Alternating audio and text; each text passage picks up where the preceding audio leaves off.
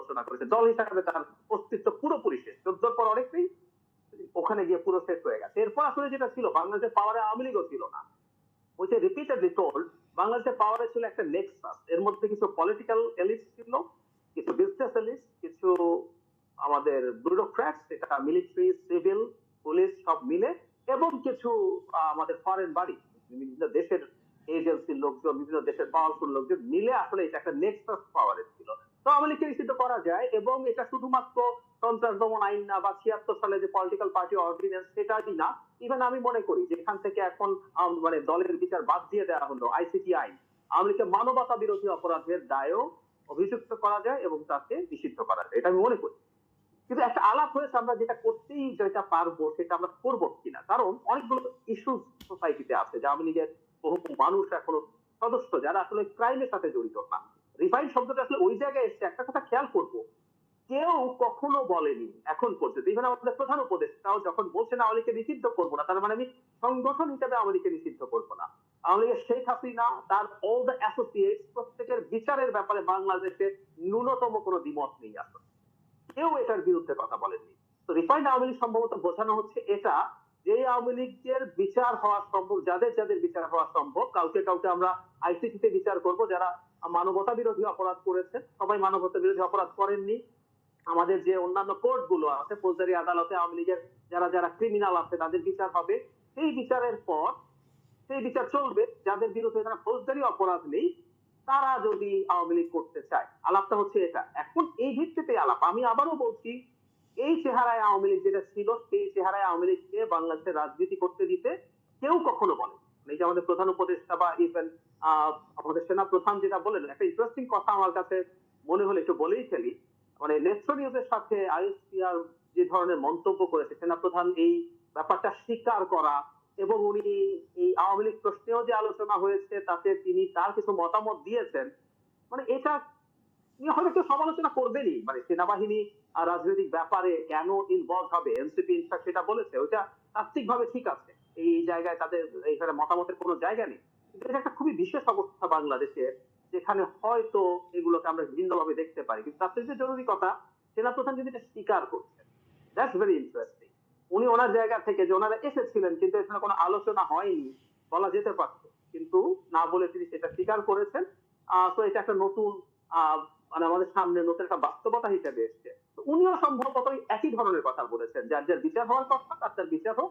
এখন এই পয়েন্টে আমাদের সোসাইটিতে আলোচনা হচ্ছে, এটা কিন্তু আমরা ইতিবাচক ভাবে দেখা উচিত বলে আমি মনে করি, যে ঘটনাটি ঘটেছে, এবং এটা আমরা অতীতে যেমন দেখেছি যে অপ্রিয় কোনো কিছু যেটা আমরা সামনে এলেই একদম একদম এসছে। জি, এটা সত্যি ইতিবাচক আমার কাছে মনে হয়েছে, কারণ এটা যতটুকু উনি বলেছেন, চাপ দূরে থাকে, উনি যদি অপিনিয়নও জানান এটাকে আমরা ক্রিটিক করতে পারি, কারণ এটা সেনাপ্রধানের আসলেই কাজ। সেনাপ্রধানের কাজ না, সেনাপ্রধান এই ব্যাপারে কারো অপিনিয়ন দিতে বা দিতে মানে ডেকে দিতে পারেন না, বা তার কারোর সাথে মিটিংয়ে বলতে পারেন না। এই ঝুঁকি নিয়েও তিনি কাজটা করেছেন, আমরা এটাকে ওয়েলকাম জানাই, আমরা আমাদের মতামত জানাই। কিন্তু আমি যে কথাটা বলছি, আসলে সমাজে এখন এই আলোচনাটা আবার ডিবেটটা হবে, কারণ আমরা প্রত্যেকটা স্টেপ যেটা নেওয়া সম্ভব সেটাও নেব কি নেব না, এই প্রশ্ন আসতে আসে। আওয়ামী লীগকে নিষিদ্ধ করা যায়, মানে ওই রিফাইন্ডেরও প্রয়োজন নাই। আওয়ামী লীগ সংগঠন হিসাবে, আমি 4 তারিখ আওয়ামী লীগ ঘোষণা করে মাঠে নেমেছিল, 4 অগস্টের কথা বলছি, সেদিন 100-র বেশি মানুষ মারা গেছে, তারা হত্যা করেছে, তারা নিজেরাও হত্যাকাণ্ডের শিকার হয়েছে, সেদিন সংগঠন হিসাবে তারা নেমে এই ক্রাইম করেছে। তো আমাদের হাতে প্রচুর, আর গত 15 বছরের তো হিস্ট্রি আছেই, তাদেরকে দল হিসাবে নিষিদ্ধ করা যায়, কিন্তু করলে এর ইমপ্লিকেশন কি হবে সেই বিবেচনায় আসলে সমাজে এই আলোচনাটা হওয়া দরকার। এবং আমি একটা কথা মনে করি, যারা আওয়ামী লীগের অন্যায় অত্যাচারকে আমরা ফেস করেছি, আমাদের কিন্তু ওই মুহূর্তের একটা বিষয় মাথায় রাখতে হবে, আমরা সব সময় অতি আবেগ নিয়ে যে সঠিক সিদ্ধান্ত নেব তা নাও হতে পারে। আর একটা কথা একটু যোগ করে শেষ করি, সেটা হচ্ছে geopolitics matters, international relations matters. মানে আমরা সোফার যেটা বুঝতে পারছি, এটা উপদেষ্টা জনাব আসিফ মাহমুদ একদিন বলেছিলেন বেশ কয়েক মাস আগে, যে আওয়ামী লীগ নিষিদ্ধ না করার ব্যাপারে বিদেশি দূতাবাসগুলোর চাপ আছে।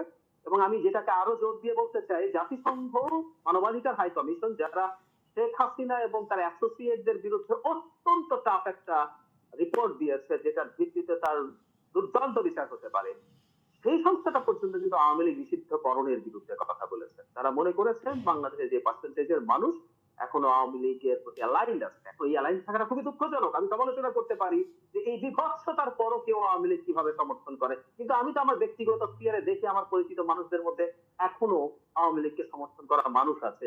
সুতরাং তাদেরকে নিয়ে আমরা কি করতে পারি, কি করব, এই আলাপ আলোচনার মাধ্যমে তাদেরকে অ্যাকোমোডেট করার মাধ্যমে আমরা এই আলাপগুলো করি, করে আমরা একটা সিদ্ধান্তে আসি। জাস্ট একটা কথা মনে রাখা দরকার, কেউ যদি এটার কথা বলেও থাকেন, ধরুন সেনা প্রধান বলেছেন, তিনি স্বীকার করেছেন, সমালোচনা করতে পারে, কিন্তু ওনাকে ক্ষমতা থেকে সরিয়ে ফেলতে হবে, ওনাকে দায়িত্ব থেকে সরিয়ে ফেলতে হবে, বাইতুল মোকাররম থেকে মিছিল আনতে হবে, এইগুলো কতগুলো যে ডিস্টেবিলাইজ করার চেষ্টা।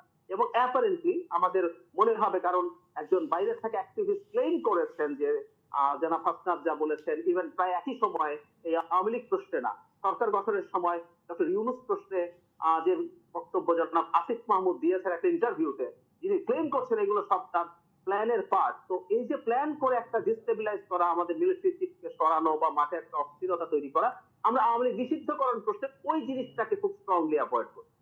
এটা নিয়ে আমি পলিটিক্স কিন্তু আমি